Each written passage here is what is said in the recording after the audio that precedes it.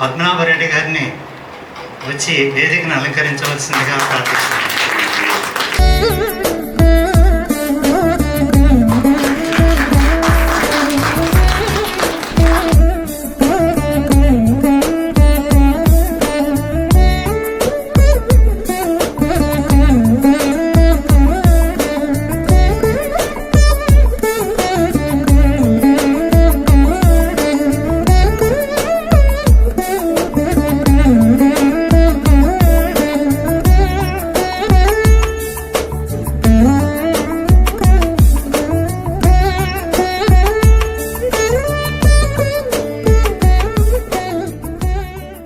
Senior citizens డాక్టర్లు అంటున్నారు, తాతగారు 80 ఏళ్ళు బతికారు కదా, ఇంకా ఎందుకంటే ఆపరేషను మందులు ఇవన్నీ హాయిగా ఇంట్లో ఉండక ఎవరు శ్రద్ధ తీసుకోవట్లేదు అంటే సమాజానికి పనికిరాదు అని వాళ్ళ ఉద్దేశం. అయితే ఈ మాట పద్మనాభరెడ్డి గారిని అడిగినప్పుడు ఆయన ఒక చిన్న సమాధానం చెప్పారు, తృప్తిగా చనిపోవాలని. తృప్తిగా చనిపోవాలి.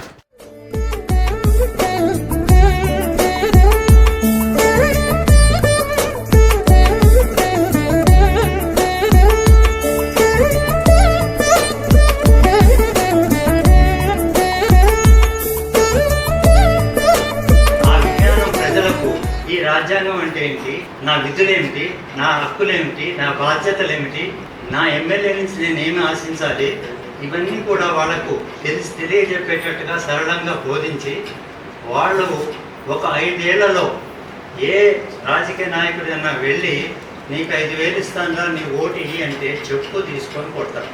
నువ్వేమిట్రా నాకు 5,000 ఇచ్చేది, ఆ 5,000 నావే, ఎట్లా నావో కావాలంటే చెప్తాను కూర్చో అంటాడు.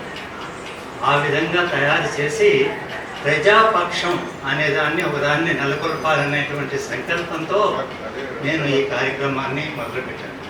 కాబట్టి అడగాలి, నిగ్గదీసి అడగాలి.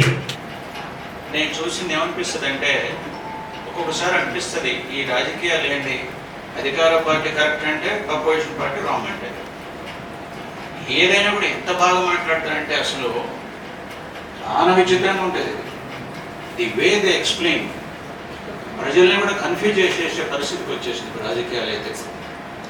సరే, అది బాగానే ఉంది.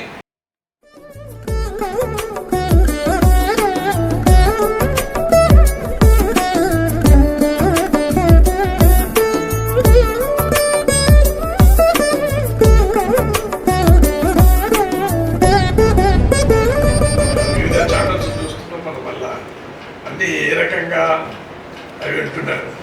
ఎప్పుడైతే ప్రజల గొంతుక కాగలుగుతూ ఉందో సమస్యల పరిష్కారానికి అవి దోహదపడతాయి. మన సమస్యలు చెప్పాలంటే చాలా దిక్కులేని సమస్యలు.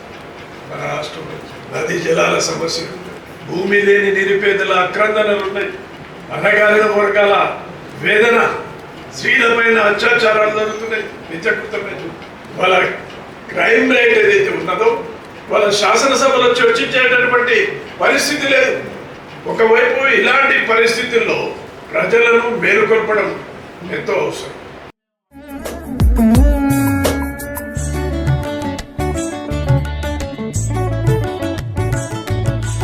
మనం ప్రభుత్వాన్ని, మన రాజ్యాంగం, మన ఇంట్లో ఏదైనా గృహప్రవేశం చేసుకోవాలంటే బ్రాహ్మణ దగ్గర పెడతాం.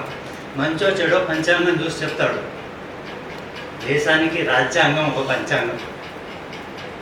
రాజ్యాంగంలో మనకు హక్కులు ఉన్నాయి, బాధ్యతలు ఉన్నాయి. అడిగే హక్కు ఉంది, ప్రభుత్వాన్ని అడిగే హక్కు ఇచ్చింది మనకు. ఎవరు అడగకుండా ఆ ఊళ్ళో అట్లాగే ఉంటే ఆ స్కూల్ పడిపోతుంది. అక్కడ పిల్లలు అక్కడే రౌడీలు అవుతారు, బిచ్చగాళ్ళు అవుతారు, ఈ విధంగా దేశం ఎప్పుడు బాగుపడుతుంది. గాంధీ గారు అన్నాడు, ఇండియా ఈజ్ ఇన్ విలేజెస్. నేను ఈ అర్పణలో ఉన్నవాడు ఎవరి గురించే మాట్లాడలేదు, వాళ్ళతో నాకు సంబంధం లేదు. వాడు ఓట్లు వేయరు, ఓట్లు వేసి గెలిపించేవాడు కాదు, ఎవరిని మార్చేవాడు కాదు. వాళ్ళ చదువు వృధా. ఏమీ తెలియని అమాయకులైన ఓటేసేటువంటి నా పల్లెటూరు వాళ్ళ కోసం, గ్రామీణ వాసుల కోసం ఈ కార్యక్రమం మొదలుపెట్టడం జరిగింది.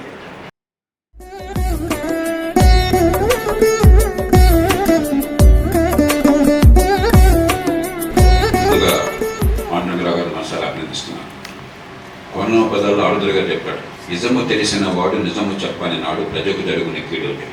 అందుకనే పాండురంగరావు నిత్య శ్రామికుడే, నిత్య స్వాప్నికుడు, నిత్య కృషికుడు.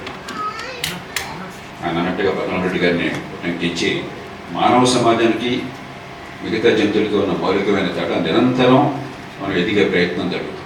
వ్యక్తులుగా ఒక సమాజం. ఎంత అధికారం పొందామని కాదు, ఎంత డబ్బులు సంపాదించామని కాదు, ఎంత పెత్తనం చేశామని కాదు. అది అర్థం చేసుకున్న విజ్ఞులు నిరంతరం ఆ ప్రయత్నం చేస్తుంటారు. ఆ కోవకు వచ్చినటువంటి పాండురంగరావు గారు నిరంతర ప్రయత్నం చేస్తూ మనలో చైతన్యాన్ని పెంచారు. కృషి చేస్తున్నందుకు మనసారా అభినందనలు.